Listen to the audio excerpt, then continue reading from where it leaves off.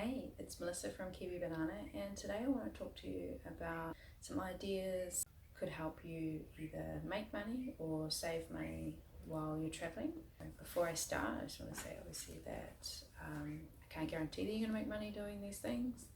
It's just some ideas that have come into my mind, and I've used some of these myself, and I've heard experiences and read experiences from others that have also done these activities to help with their travel so they can travel for longer periods of time and not have to, I guess, save a lot of money to be able to sustain that. So the first one is probably most obvious, and that would be working online for other people or for yourself, doing things like photography, videography, web design. There's also another idea I just thought of, just come to my head, is that you could also teach online, and that could be almost anything.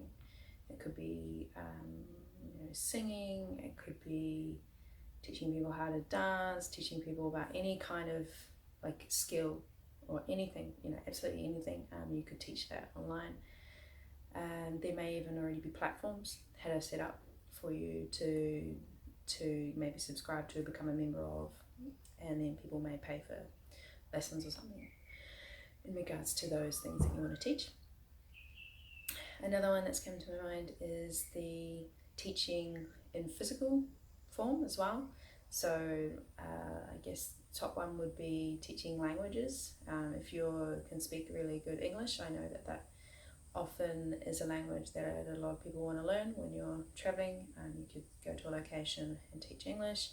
You could teach things like yoga. You could teach all kinds of maybe even healing modalities as well. I mean, that's just a very short list. It's not exhausted, obviously. There is a lot more of things that you could teach physically as well that may allow you to travel. Another one that's just come to my mind is woofing. So that would be maybe an exchange of farming related skills for you to then be allowed to have free accommodation and food. So there's websites online, I know, where you can subscribe to and become part of those sort of things, or you may even just be able to come across something like that through word of mouth. And a lot of them it's based on organic farming too. So but it doesn't necessarily have to be the actual farming. It could be another skill that you could bring to the farm, whether maybe that's something like cooking or building things, all kinds of things that could be related to running a farm. Another one that comes to my mind is hostels. So you may be able to do an exchange, maybe get free accommodation in exchange for, maybe customer service, cleaning, cooking related skills. And another one, retreats. You may be able to, in exchange, maybe healing or caring kind of skills in exchange for accommodation and food at retreat centres around the world. I guess something that's a bit more structured could be finding a job that just allows you to travel a lot. So obviously anything sort of tourism related. So you could be like an air hostess, you could be traveling on a boat, you could possibly work for a company that transports car hires around different locations. Maybe a company that wants to fly you to lots of different places. There's a lot obviously out there, a lot of different jobs where they will require you to travel for work. Yes, there's a bit more structured, but it may also allow you to do some travel as well.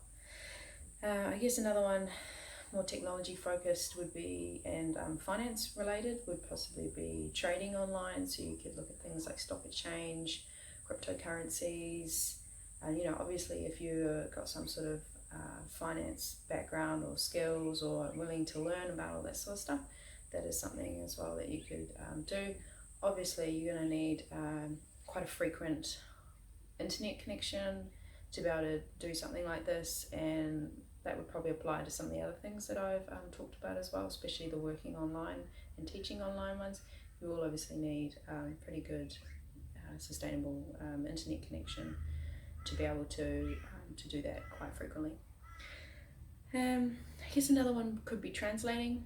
So that could be through maybe like a physical translation, being present in a place where you translate, or it could be translating using online. So I know first thing that comes to my mind is then was maybe books. I know a lot of people they like to write books, and they want to be able to translate those books into lots of different languages so it can reach more people. So if you've got I guess knowledge and experience in certain languages, that could definitely be something that you may want to look at. Obviously, if it's through an online avenue, you're going to need a good online connection, or just be able to be contactable to be able to communicate through that work.